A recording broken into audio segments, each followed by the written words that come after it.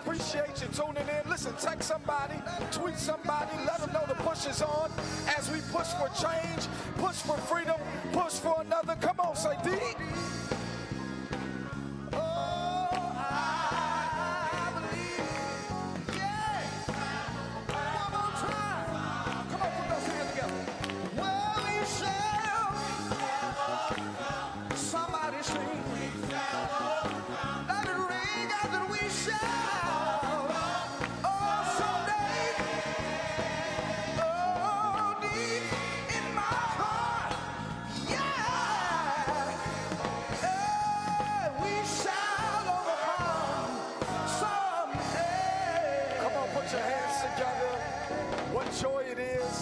You one more week. It's a good day because we're alive. Can we celebrate the life and the legacy of our living leader, Reverend Jesse Lewis Jackson? Come on, put your hands together.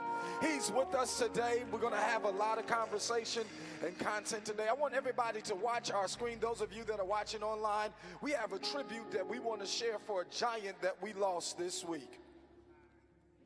The only thing that we're demanding is that we be allowed to move ahead just like any other American citizen.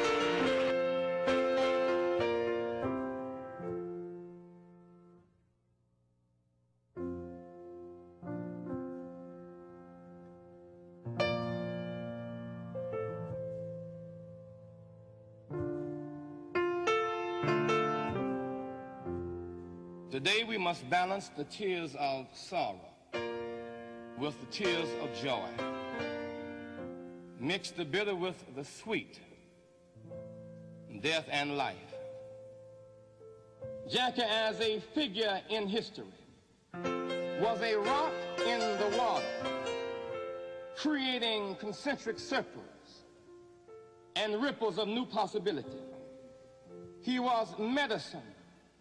He was immunized by God from catching the diseases that he fought. The Lord's arms of protection enabled him to go through dangers seen and unseen, and he had the capacity to wear glory with grace.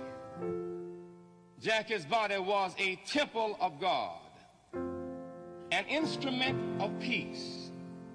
We would watch him disappear into nothingness and stand back as spectators and watch the suffering from afar.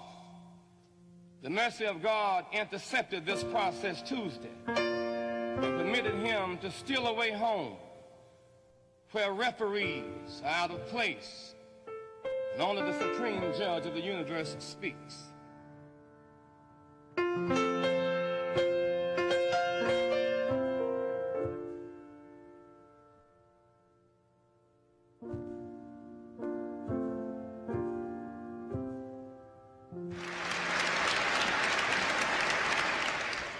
I want to thank you, Rachel Robinson, for allowing me to again speak for the family, as I was privileged to do for his transition ceremony upon his passing. Jackie Robinson broke the color barrier, integrating and consolidating the white and black baseball leagues in 1947. Jackie was a trailblazer who made new ways, not a pathfinder who traveled the easier and the convenient way. He chose the road less traveled. He chose dignity over dollars, freedom over finance. From the ball field, his fearless integrity forever altered the political landscape of our nation. Jackie's athletic feats unlocked doors once held tightly by the glue of race supremacy. He expanded our view from looking at athletes in the world through a keyhole to looking at the world through an open door. Jackie's skill and Branch Rickey's will. There was never a talent deficit, always an opportunity deficit. Then as now, we, those who erected the walls and the barriers, like Branch Rickey, must help to pull them down. We need some Branch Rickeys to challenge the behavior that hurts victim and victimizer. Many have followed Jackie Robinson. Too few have followed Branch Rickey. After Jackie broke the color line, at last the doors opened. Thus on both sides, growth was unlimited and truth was no longer crushed. Jackie Robinson, a champion athletic competitor and an heroic freedom fighter. Champions win events between the lines. When champions win, as in the case of his most valuable play in 47, we see his feet expressed. When champions win, as in the case of catching the line drive off the bat of Eddie Wakers in Philadelphia in 1950, preventing the winning run, when he came to bat in the 13th inning to hit the game-winning home run, champions. When champions win, stealing home against the Yankees in the World Series, giving Yogi Berra a permanent fit. When champions win, they ride on the people's shoulders. But champions are limited to the field of play. Heroes operate with their gifts beyond the lines. Their feats are transformative to a culture, to a people. The people ride on the shoulders of the heroes. He lifted a barrier of culture in 1947. We were in the 338th year of legal race supremacy, which did not end until 1954. He challenged the barriers of law and habits and culture and racism. He did it with the quality of sacrifice and discipline and dignity of the highest order. He withstood the spikes, the taunts, the black cats, and the non-support of teammates, say P.B. Reese in his heroic act in Louisville, standing with Jackie. He withstood the death threats. By Jackie's stripes, the nation experienced healing. He shed blood, wiping away the wounds of spikes for generations unborn, binding the spike wounds without retaliation for a higher good. Excellence was a weapon. The spirit of sacrifice for the Dodgers and the people, excellence was a virtue. He didn't just change baseball. He irreversibly changed and altered a perverse course of race supremacy. The walls of fear and irrational relations had to come down. He opened the doors. Major League Baseball really began in 1947. Major League Baseball began in 1947. Prior to that, there was a white league and a black league. They became major in 1947 when everybody could play, when they became one. We don't know what the white hitters were like. They never faced Satchel Paige. We don't know what the white runners were like. They never ran on Josh Gibson. There were two leagues, a white and a black. It became major in 1947. We didn't know how good baseball could be until everybody could play. His feats opened the door for the NBA, NFL, tennis, golf. All these are fruits from Jackie's seeds. Blacks and browns, people of color, have done amazingly well on the athletic field since in these last 58 years. The lesson to be learned: whenever the playing field is even, the rules are public and the goals are clear, we all do well. 1947, 7 years before the Supreme Court decision, Brown v. Board of Education, 9 players on the diamond and then 9 on the Supreme Court. What poetry, ending 335 years of legal race supremacy. Baseball was his platform, but not his truest passion. It was one of the sports he excelled in. All of us could not be professional ball players, but thanks be to God, following Jackie, we can all pursue dignity. Jackie and Rachel marched with Dr. King in 1963 in Washington at the Great March. It was a glorious day for me. On my way back to college to play football, rushing from the march, I met Jackie and Rachel in the National Airport as they hurrying to catch the plane back to New York. To think on my way back to college, to hear Dr. King and then to meet Jackie and Rachel. What a day. With all of his baseball accolades, when he finished playing baseball, baseball had no place for him upon his retirement. 9 years before the Public Accommodations Bill, 10 years before the Voting Rights Act, in 72, baseball was not going to honor the 25th anniversary of Jackie's entry into baseball. As a founding member of Operation Push, we protested in Chicago and showed the Jackie Robinson film. Major League Baseball got the message and honored him in Cincinnati. 40 years later, too often we're choosing incarceration over education and rehabilitation. So Jackie keeps running. But through it all, Jackie remains the champion, but moreover, the hero, the trailblazer, beyond the field. We thank Jackie for teaching us to get better and not bitter, for bitterness blinds. We thank Jackie for showing us you are not who you are called, but rather you are who you are. We thank Jackie, a first-class patriot, a second-class citizen, for not giving up on America. We thank Jackie for inspiring the left behind to run faster, for being a light in dark places and for bringing heat into cold places. We thank Jackie for affirming that weeping may endure for a night, but joy cometh in the morning.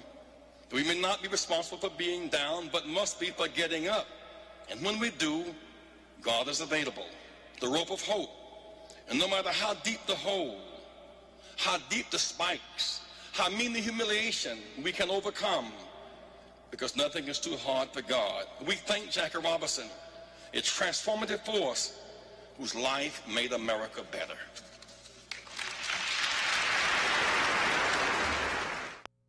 100 years of legacy. Come on, you can do better than that. Jackie Robinson, our hero. What a great man he still is, because as long as we remember him, he won't leave us.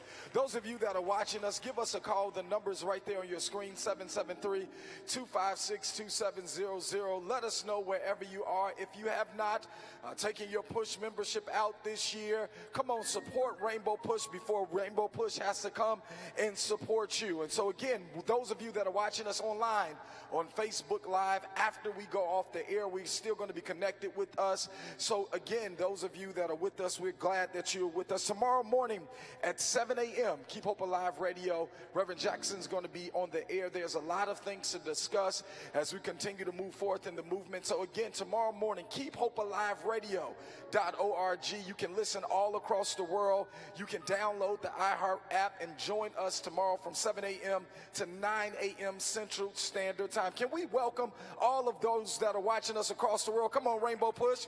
We have fans right now in London, South Africa, all the way from India that are joining us. Come on, make them feel real good. Satellite cities, Atlanta, all the way in Silicon Valley and in Washington, D.C. Today we celebrate birthdays. So many great people that have been with us. John Graves, who's a chair of our automotive project in Detroit. We celebrate his life. Barbara Jean King. We celebrate also Sinclair Booker, 92 years young. Come on, can we celebrate these lives? And we're also at the same time praying for different families that are part of our family. We're praying for the family of Frank Robinson. He made his transition this week. We're praying for Sonan and O'Brien's family. We're praying for so many people. Gail Hawkins. We're praying for the family of Bill Williams. We're praying for Angelina Faison and Roosevelt Montefiore of the Hyatt family. Can we let them know by putting our hands together that we have their families in their prayers as they battle different transitions? Also, you all, this week, what a great thing that we are doing. You'll hear about it shortly with Reverend Dr. Jeanette Wilson. But on February the 20th, our robotics program is being honored by the entire Cook County here in Chicago. All of those robots that our young people are putting together week in and week out. Come on, celebrate our tech center here at our headquarters and put your hands together for Reverend Dr. Jeanette Wilson, our executive director for Push Excel.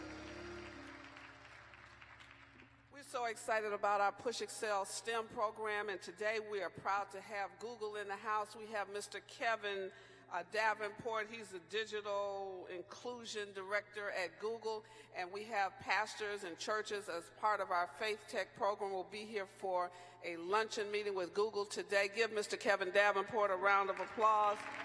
And we are so excited. We have our young oratorical student. That's another part of Push Excel, Mr. Trayvon Woodward, third grader from the Language and Music School. He will be introducing Reverend Jackson in just a few moments. But before we bring him on, as he stands ready to make his presentation, we have a slightly older young man who is with us today. He is talking about a very important topic. He's talking about the census. He is a state representative. He's the son of a former judge who is was a great sitting judge. And so now I want you to greet warmly Illinois State Representative Andre Tapetti, who is introducing some important legislation in the Illinois General Assembly talking about the census and why we should be counted. Good morning, Push. Good morning. Every year, the federal government sets aside a pot of money to distribute to the states and to individual people. That pot of money is about $700 billion. That pot of money is for almost 300-some federal programs, some of which you may know of. Medicaid, yes. Medicare Part B, LIHEAP, Section 8 vouchers, WIC, SNAP, free lunch program. When the federal government is deciding how they're supposed to pass this money out, guess what they look at, everybody? The census and our population numbers. In 2015, Illinois and the people in America specifically got almost $20 billion from that pot of money because of our population here in Illinois. And to be quite frank with you, it appears that we may have missed the opportunity to get an additional $7 billion because of the games that were played by Bruce Rauner and some of his buddies.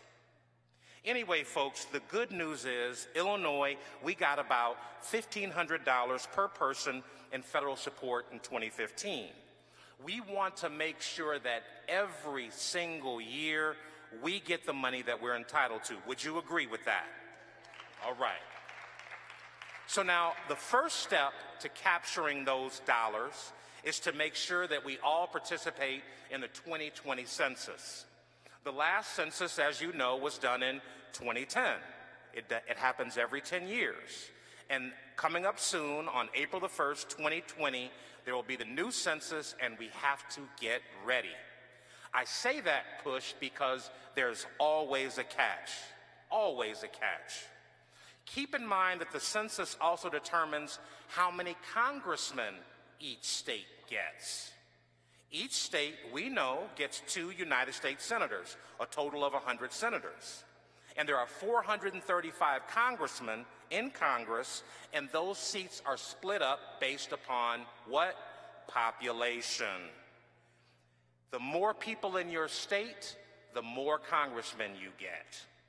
We currently have 18 congressmen in Illinois, out of that 435, but the experts believe, Reverend Jackson, that we may lose 1 seat and perhaps even 2.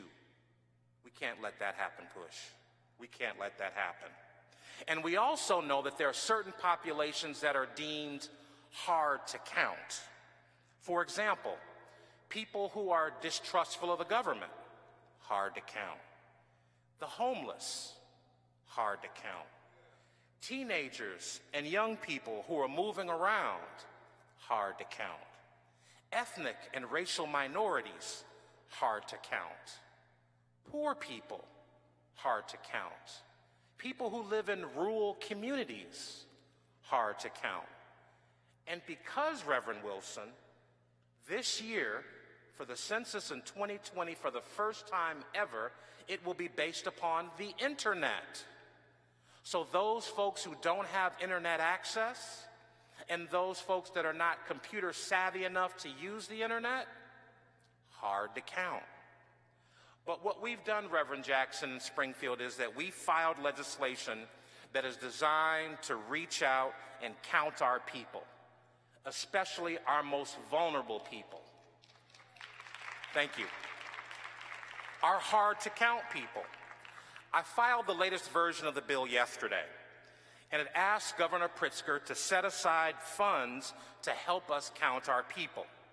We're asking Governor Pritzker for $2.50 per person. $2.50 per person, Push. In California, they've already allocated $2.50 per person, and the governor's throwing in another $50 million on top of that to make sure that all their folks are counted. We should do the exact same thing here in Illinois, and that's the purpose of the legislation. I have the support of 23 of my colleagues, 23, from Waukegan to Rockford to Chicago to Peoria, all the way down to East St. Louis supporting this bill. I have 3 Latino caucus members who have signed on to the bill. The only Asian American in the legislature is on the bill. Even an Italian and a Polish representative is on the bill. So as you can see, Reverend Jackson, we clearly have a rainbow coalition of sponsors ready to make this thing happen. So I'm going to keep pushing to make this happen, but I need your support. The Black Caucus in Springfield needs your support. This is so important to our community. I can't stress enough how important this is to my community and our community and all of our communities. So thank you so much for having me today. Thank you, Reverend. It's good to see you. I haven't been at Push in a while. I used to be in the back running around with Jesse and Johnny, and this is my first time actually on the stage. So this is a big day for me, Push, and thank you so much.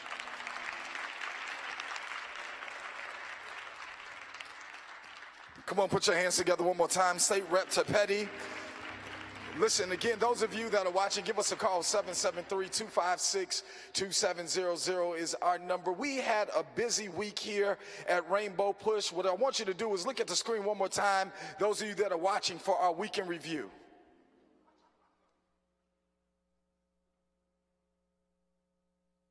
In the power of forgiveness, I believe in the power of redemption. Loving you, thinking of you, don't forget to pray.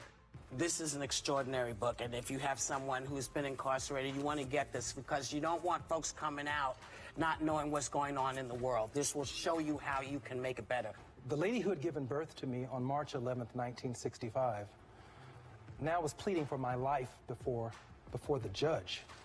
And I never wanted to live to see the day that my mother would have to write that letter to a federal judge to plead for my life. From our very own Mrs. Jacqueline Jackson, mother, civil rights veteran, and woman's advocate. When we think of crime, crime hurts and creates pain. But justice heals and restores and repairs.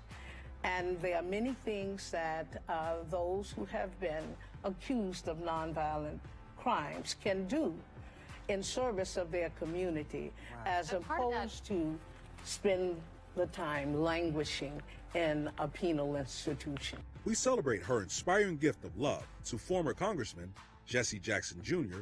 during what was one of his darkest hours. Every day again at 4 o'clock at mail call, they would say Jackson and Jackson and Jackson.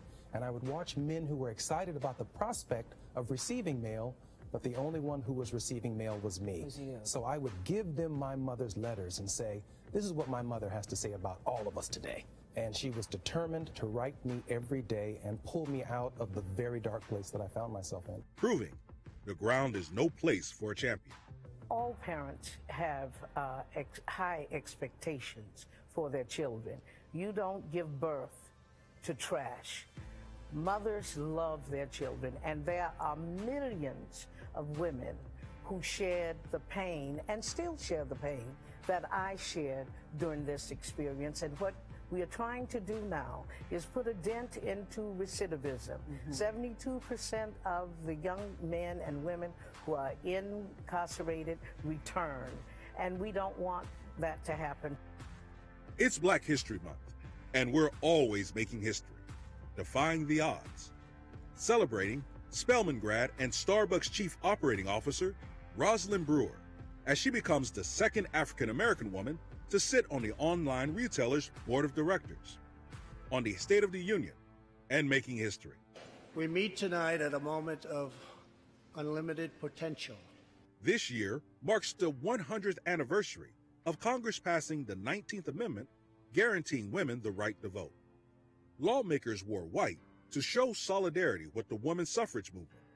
Stacey Abrams became the first African-American woman in the history to deliver the Democratic rebuttal, drawing attention to the urgent and growing threat to voter suppression in the United States.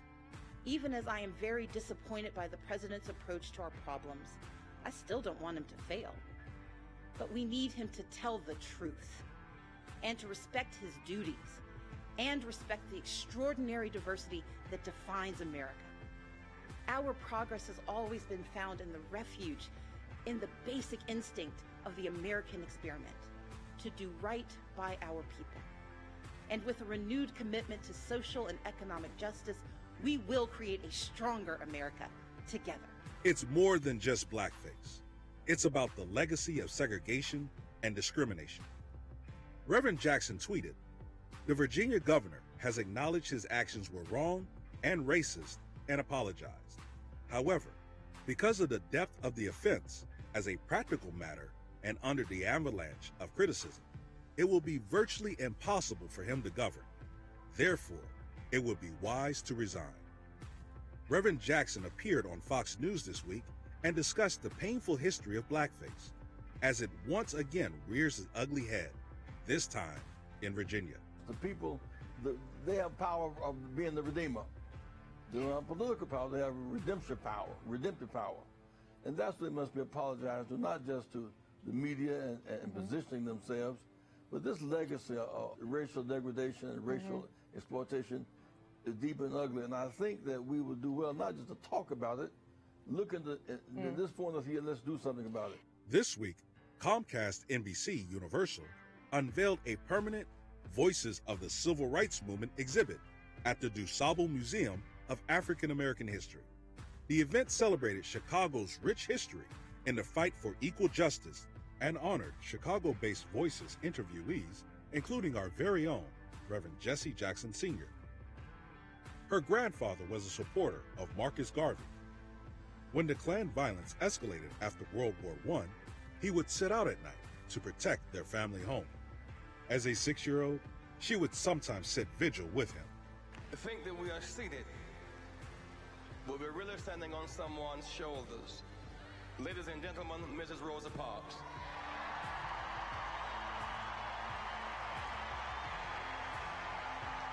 The mother of the Civil Rights Movement. This week, we honor Rosa Parks, who would have been 106 years old this week.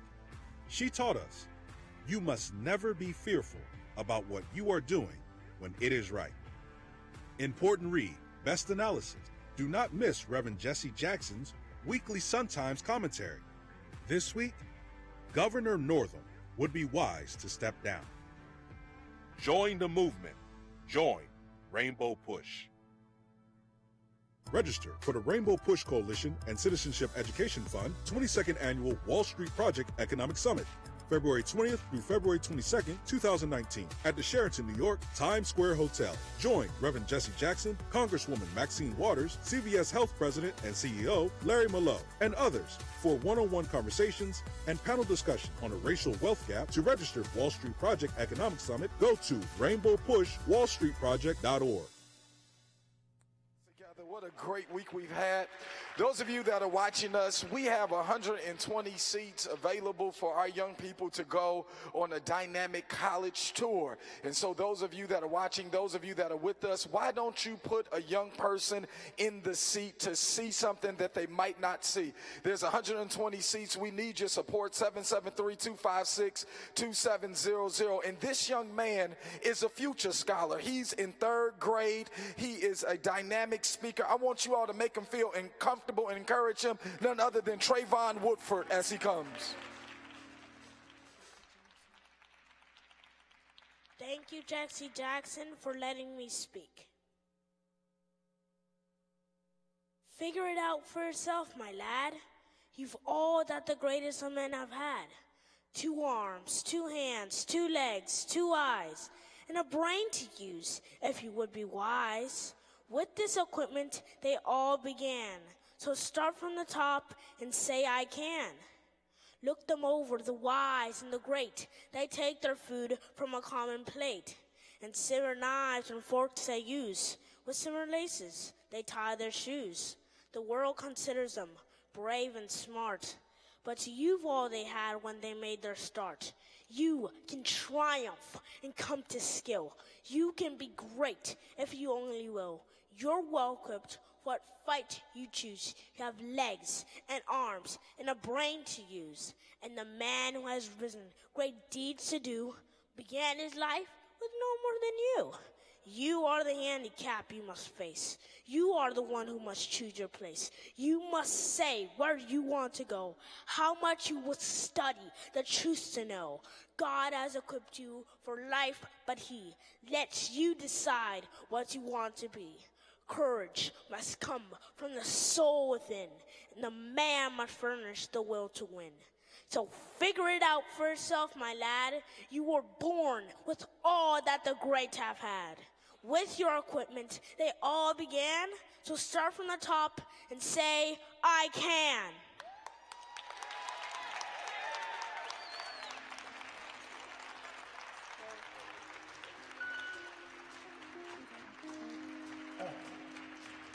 Come on. Oh, help me sing.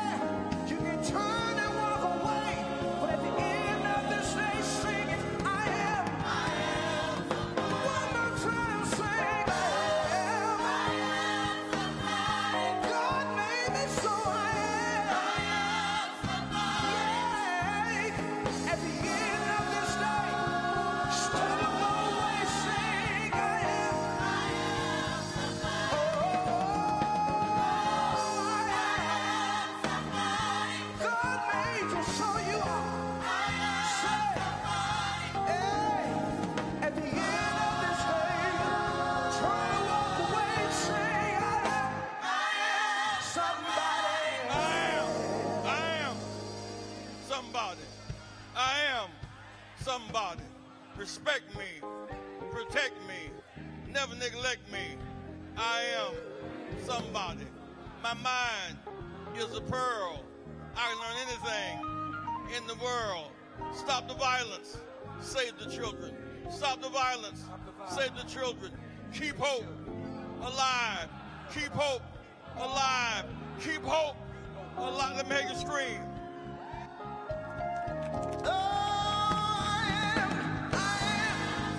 Say it one time. Oh, I am. Somebody. Oh, I am. Somebody. Yeah. You can try to walk away. At the end of this day, say, I am somebody. Give it up for the choir. Give it up for the choir. We're going to have a kind of dialogue here today. In February 20th through 22, we'll be in New York City at the annual Rainbow Push Wall Street project. We were on Wall Street 400 years ago. This was an African burial ground on Wall Street. Mississippi and Alabama and Georgia take the rap, but New York was the port that exported cotton and imported Africans for 244 years in the port of New York. So we returned to New York this time with 55 black congressmen. We've been better with Congresswoman Maxine Waters and Bass and Dan Davis and Bobby Rush. We're going back to Wall Street, demanding fairness and justice in the economic market. Say fairness and justice, the economic marketplace. Our share of hedge funds, our share of banks, our share of pension funds, our share of board seats. We want our share. Cut us in or cut it out. Put your hand together 400 years later. Well, this week, Jesse and Jackie got all famous.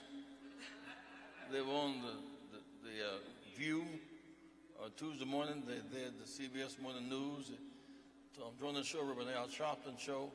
You'll see it today on MSNBC, today on CNN. I would come home late, run upstairs and start writing and go sleep. She wrote Jess a letter every night. And I'm glad the letters were in good taste. Thank you. You will know Jack. Say we will know Jackie. Thank God the letters were readable. Put your hands together.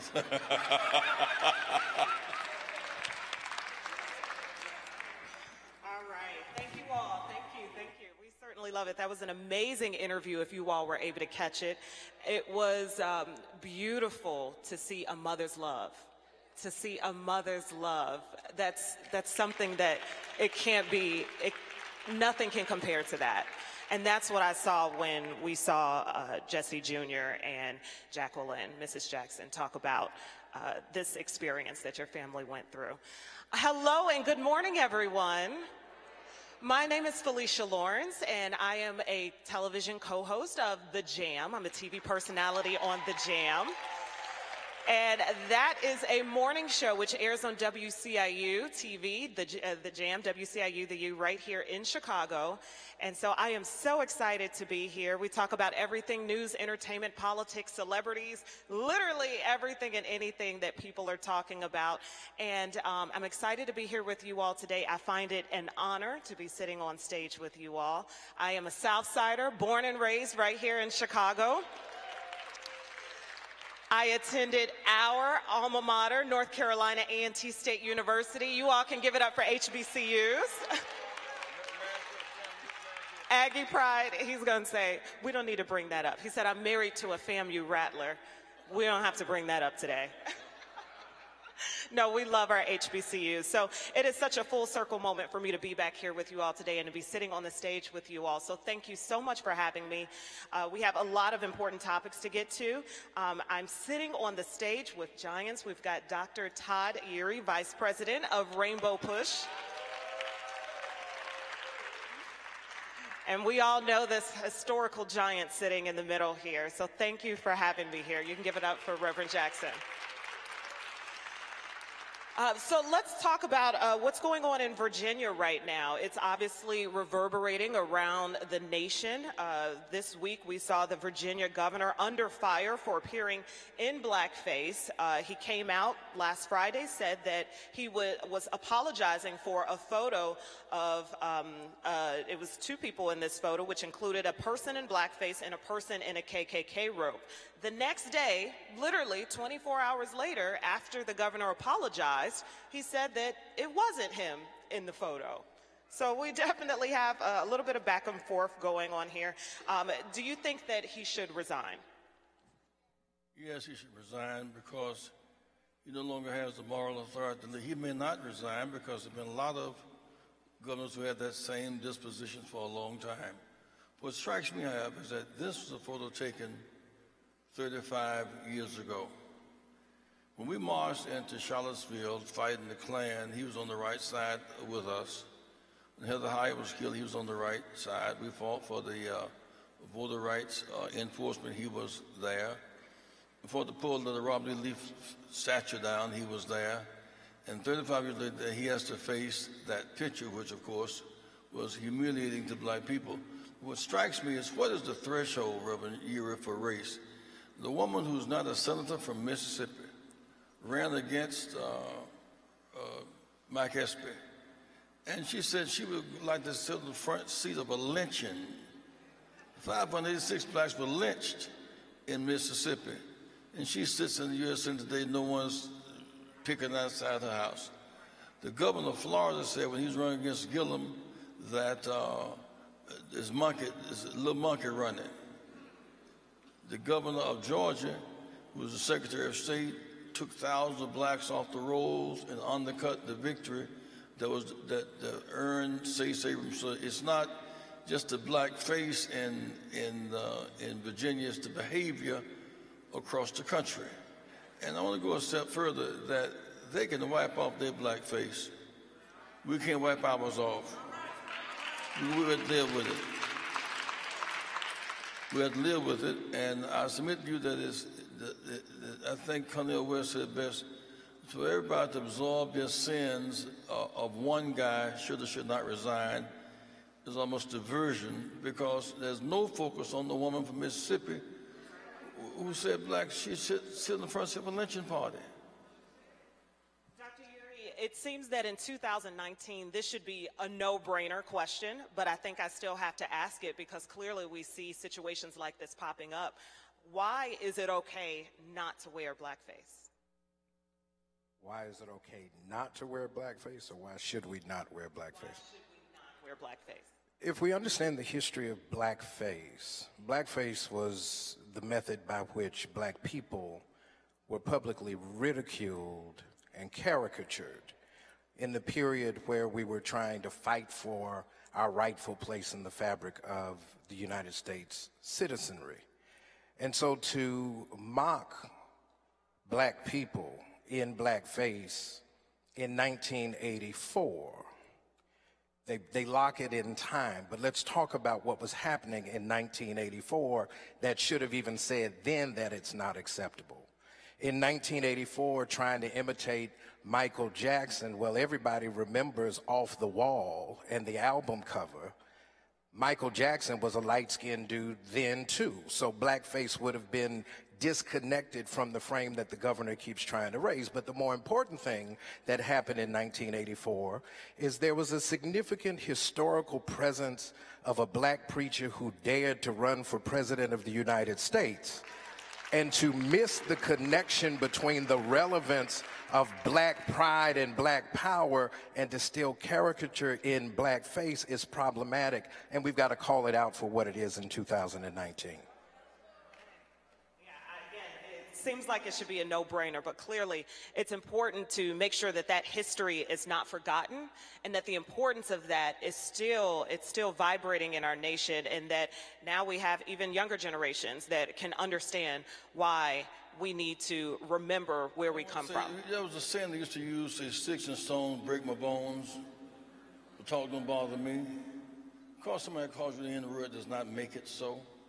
We cannot get so sidetracked by somebody absurdly putting on blackface, forget to vote on those who vote and serve on juries. There'll be an election in Chicago, February the 26th, to determine the next mayor of the city of Chicago for 4 years. Don't focus so much on that imitation of a blackface. Take your blackface downtown and vote.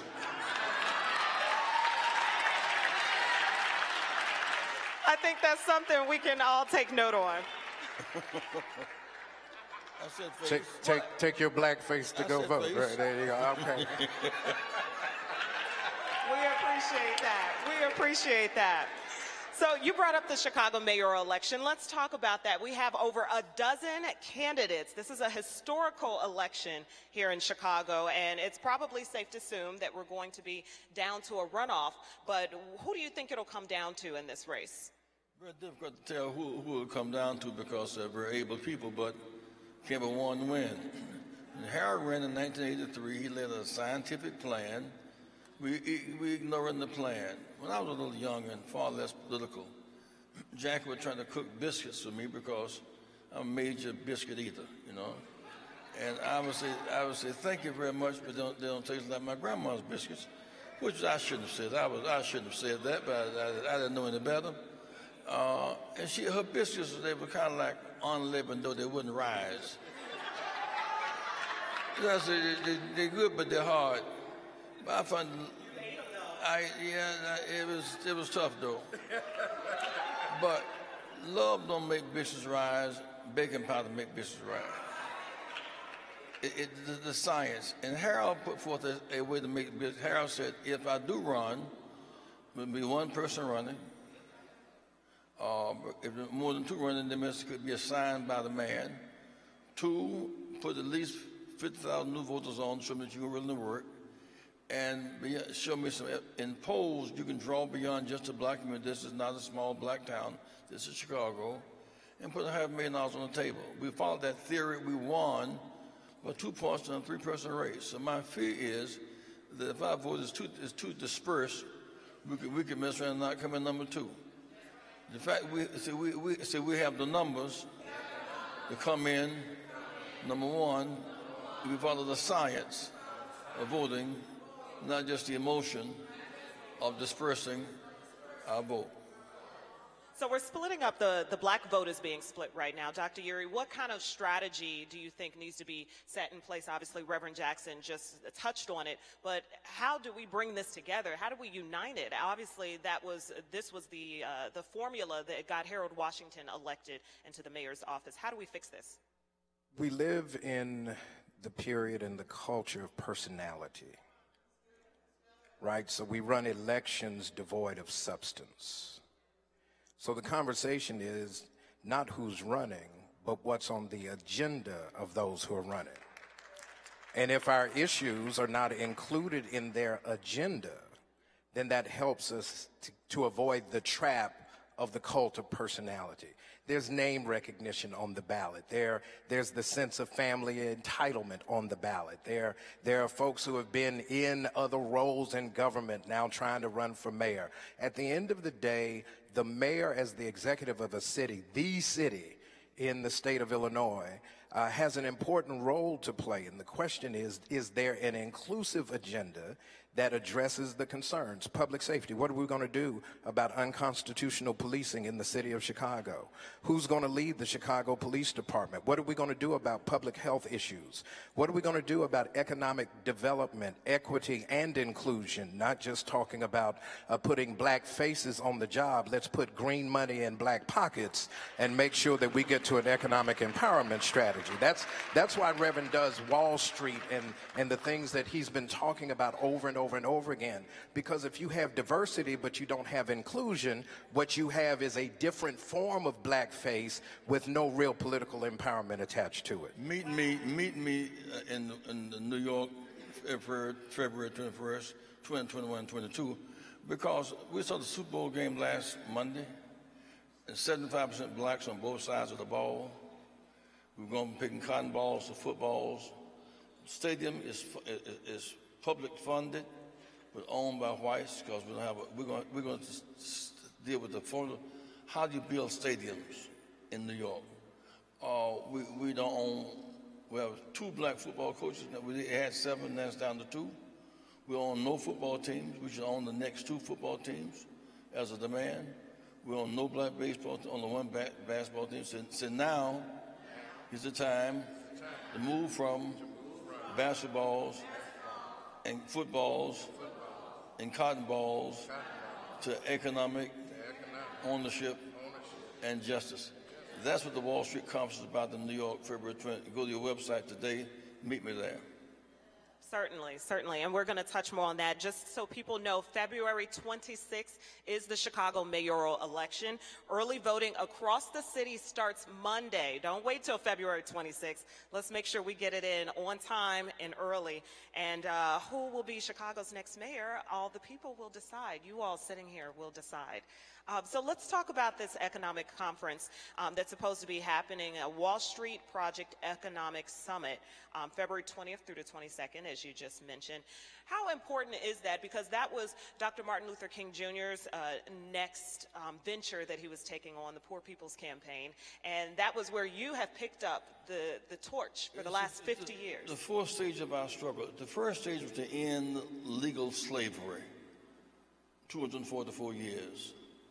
Second stage, to end legal Jim Crow, where 5,000 blacks were lynched in Jim Crow. Third stage, the right to vote. But you can be out of slavery and segregate and vote and starve to death without access to capital, industry, technology, and deal flow. We want our share of board seats, our share of C-suites, our share of education, our share of hedge funds, our share of pension funds, our share of jobs, our share of lending and investment. And to this time, we were there 400 years ago. We go back with 55 black congressmen. Maxine Waters is going to speak on she's chair of the Finance Committee now. Bob Rush will be there. He has telecommunications. Dan Davis heads of infrastructure from Illinois. Congresswoman Bass, who's international. The Congressman from Mississippi, Benny Thompson, heads up the Secret Service And so the fact is, we go back to Wall Street 400 years later with 55 black congressmen, 30 Latinos and 20 Asians. We have the power this time to go forward by hope and send Trump back to sell in real estate. Dr. Yeary, tell us, obviously we know this starts in the voting booth in terms of who we have to advocate for us on our behalf, but what else? What's the next step of this? Obviously we have an economic summit, but how do we pick up the torch from here? Well, Felicia, I'm glad you raised that question because many disaffected communities wonder whether voting still works, and I think it's because we put voting out on an island by itself as the single remedy. But once the election's over, the people still have a voice. They still have a way and a mechanism to encourage their elected officials to follow through on what they campaigned on. And so what has to happen, and one of the things that Reverend pushes us on, is to make sure that we mobilize and take action. It's one thing to theorize. It's another thing to mobilize. We've got to get out in the streets. We've got to show up at city council meetings, PTA meetings, school board meetings. We got to ride down to Springfield or wherever your state capital is.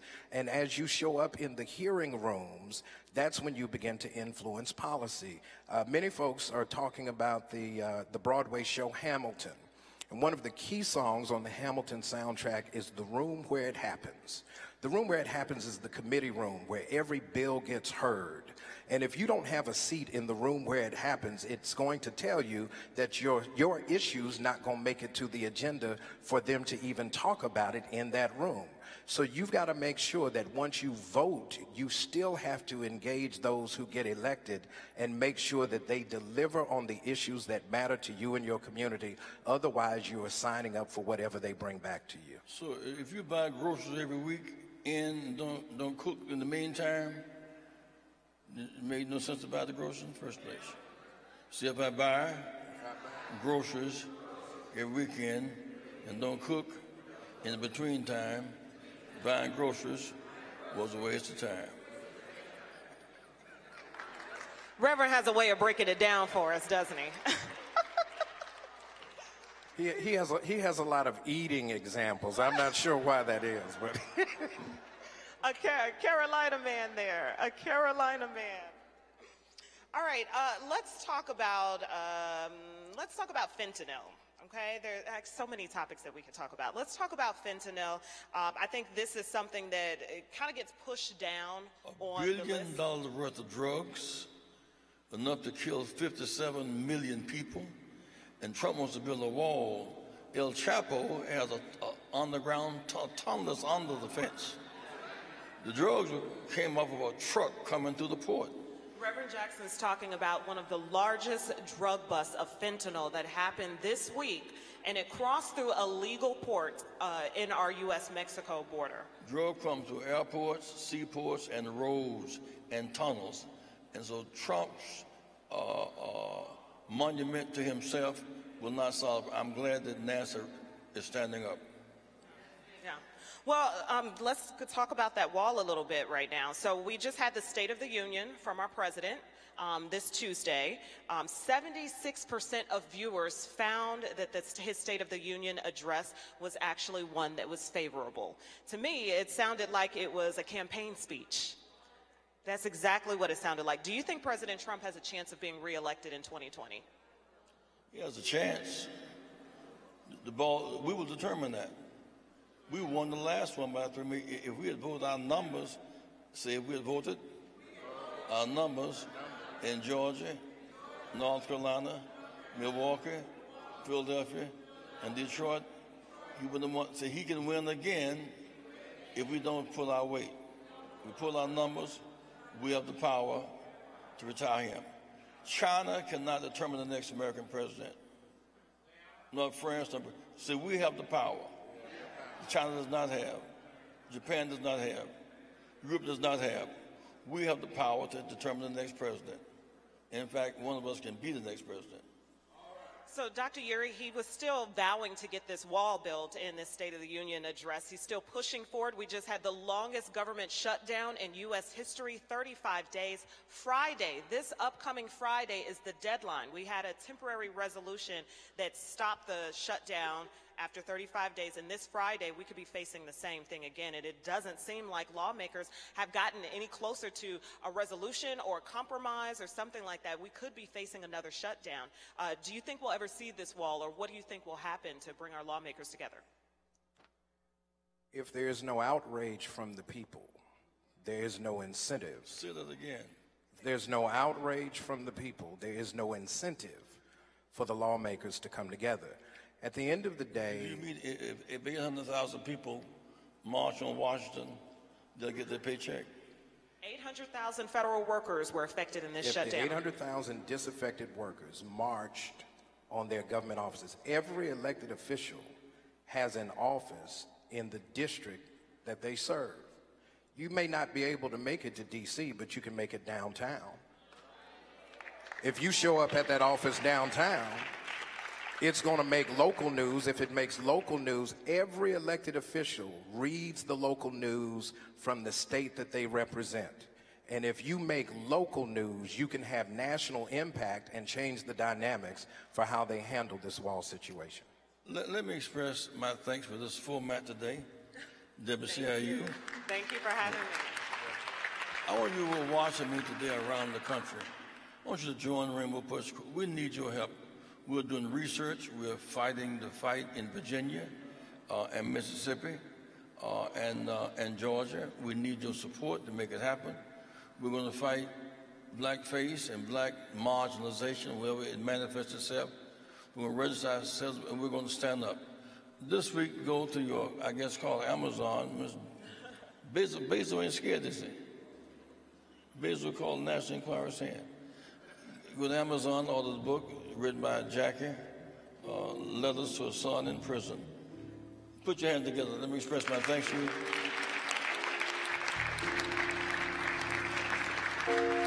Let's hear a little Stevie Wonder. Felicia, thank you very much. What y'all doing? Thank you. Thank you all for having me.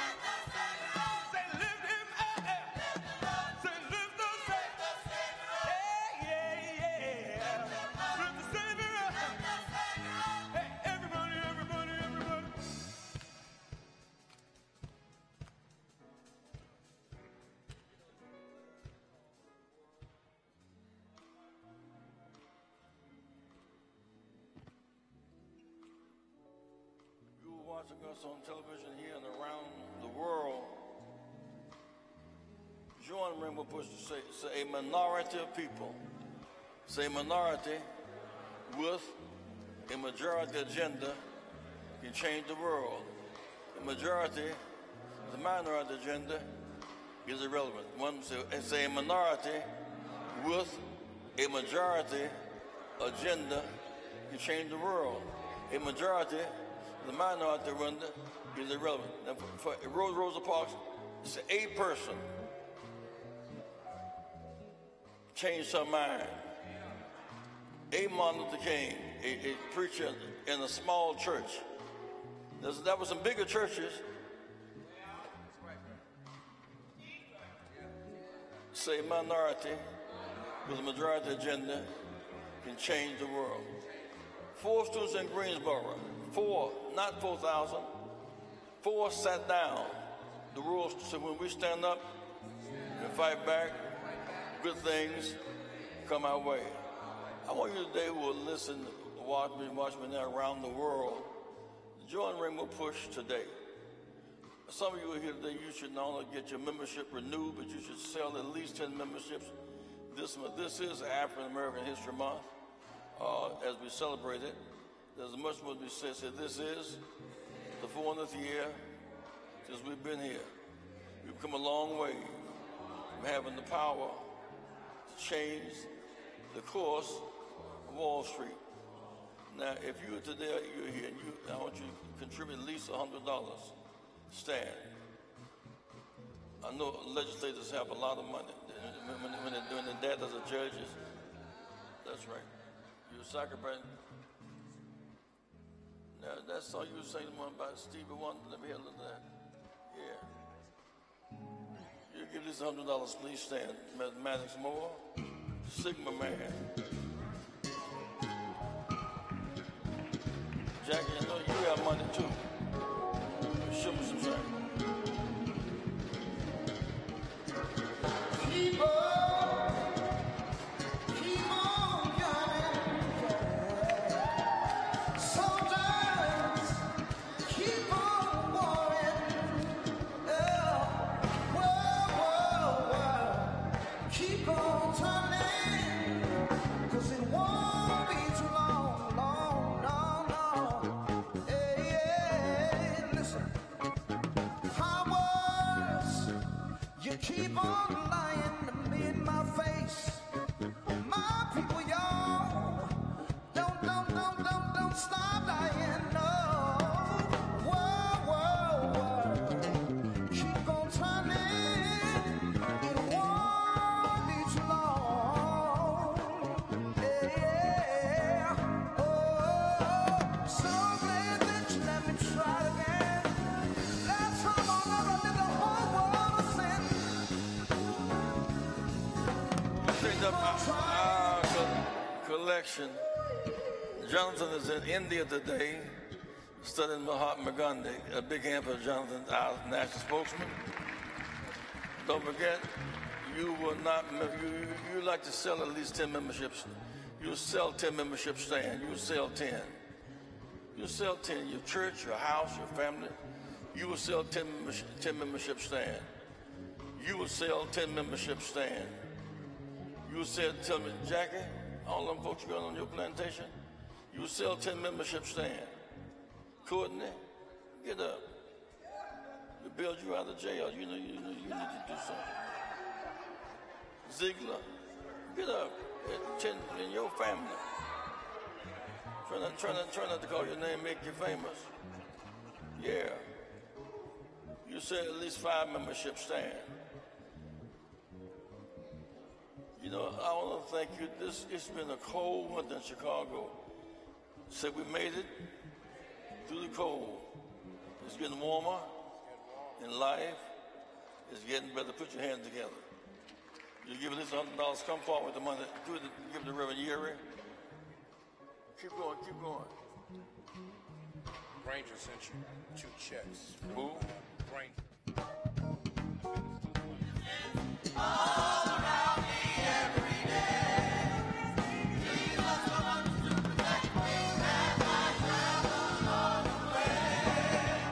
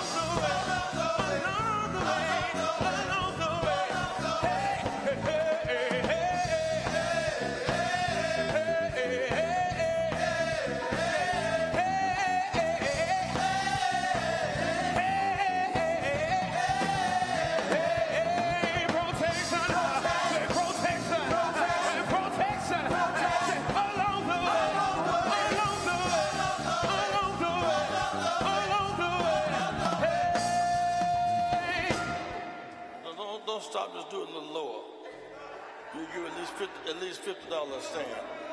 At least $50 a stand. We have to raise our money to do our work. You'll give at least $50. You'll give 25 stand. And you are watching us on television around the country. Don't just watch us, invest in us. www.rainbowpush.org. Go to us right now around the world. Support this organization. Support us. We deserve it. You give something. You give something. $10, $5, food stamp, whatever. You do something. Hit it. Y'all keep singing this song. Hey, hey, hey. I hear you, Reverend.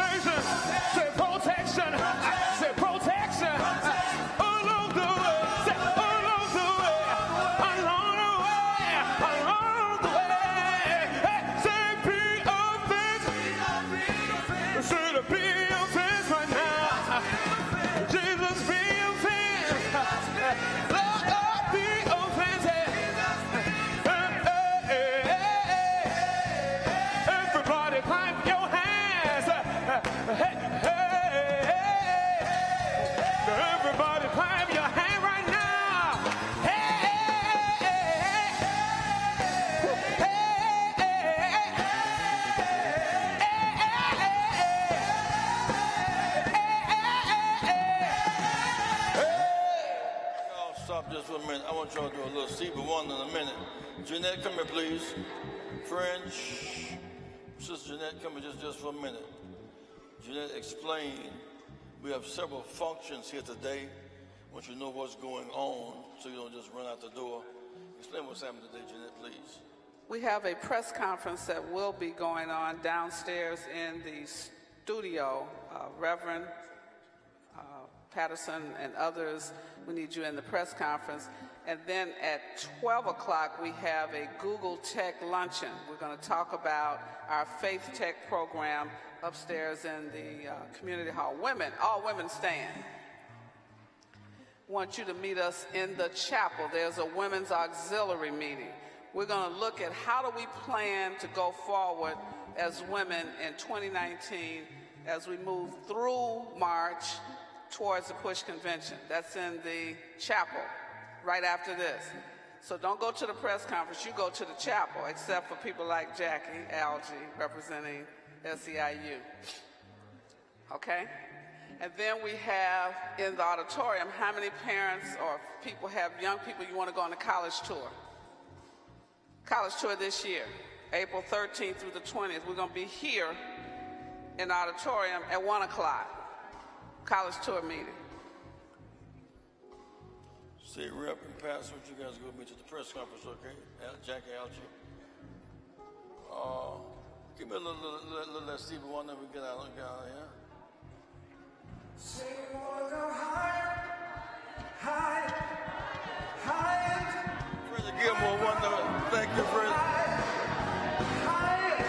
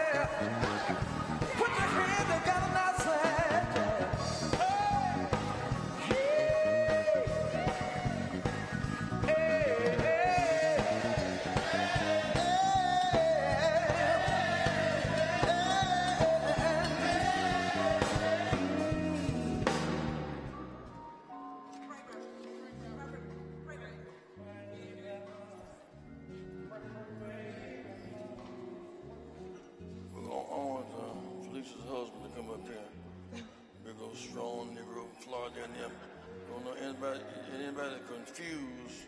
She's married to a wild man from Florida. See that man right here?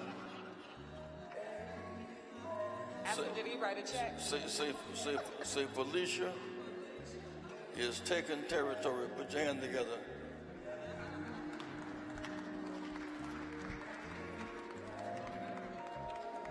She said, did you write the check? Your wife did. Yes, sir. Let us pray. In today's paper, there's a story. A young man by the name of Law was killed this week. Black disciples. They expect much bloodshed in our streets. Somebody must stop the killing. Eye for an eye, tooth for tooth, leave us blind and ugly. We must choose life over death and healing over hurt. Forgive us for our sins, dear God. Search our hearts and know our ways and make us fit for the fight. Bless our organization and our efforts to change the culture in which we live. We know we have the faith, we have the power to see us through. There's nothing you cannot do. Lord, speak to us right now. Speak through us, use us as instruments. Bless Reverend Yeri, members of our staff, members of our board. Bless our every effort. Amen. Amen. Picture with the choir. LSW, Z, can you take a picture with Reverend? Have your group just set right there. Okay. Hold on. Get your group set up on the stage so we take a picture with them.